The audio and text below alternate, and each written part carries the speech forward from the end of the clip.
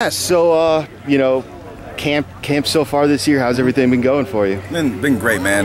Just trying to keep furthering my game and getting the playbook and just getting the freshmen through the playbook as well. I think it's been going really well. So in high school, you're a superstar. You're the guy on your team, dominating your league. And then you come in here and it's, there's a different competition level. You maybe didn't play as much as you might have liked. What was that transition for you coming from high school where it's everything to here where, it's maybe a bit slower? It was rough, man. It was rough. I had just some things going on. I just had things going on at home that I, couldn't get away from, I guess. I came in immature. Didn't know how to, didn't know how college football would work, didn't know plays, just different things like that. I just let it all build up on me instead of just, relaxing, just playing football, having fun. Starting spring and after the last season, that's just what I started just to focus on doing. Keep my body right, have fun with the game, focus on playbooks and all that type of stuff, and it's been working out great for me.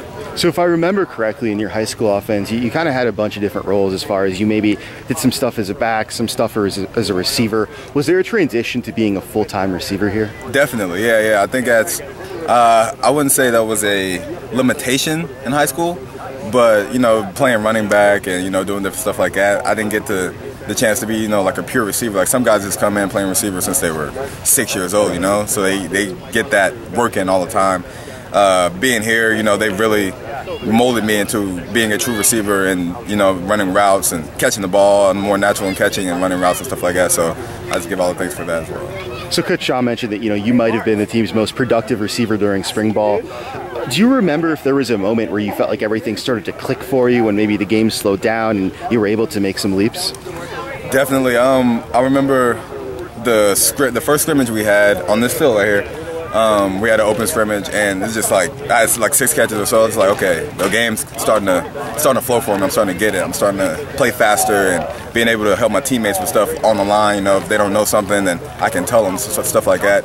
And then, we had a couple guys go down with injuries and just being held out. So I just felt like I needed to step up and know the plays, know every play, and go hard every time and just stuff like that. And I think that's really helped. One area where you feel like you might have grown the most as a player from day one to today? Mentality, mentality and just maturity. I used to come out here every day, just kind of, trying to go through the motions and just get the plays. I don't know a play, I'm dreading that play, stuff like that. Now it's just I come out here, if I mess up, because everyone messes up, no one's perfect, but, just next rep mentality, just stuff like that. So I just keep that up, and I think everything will flow.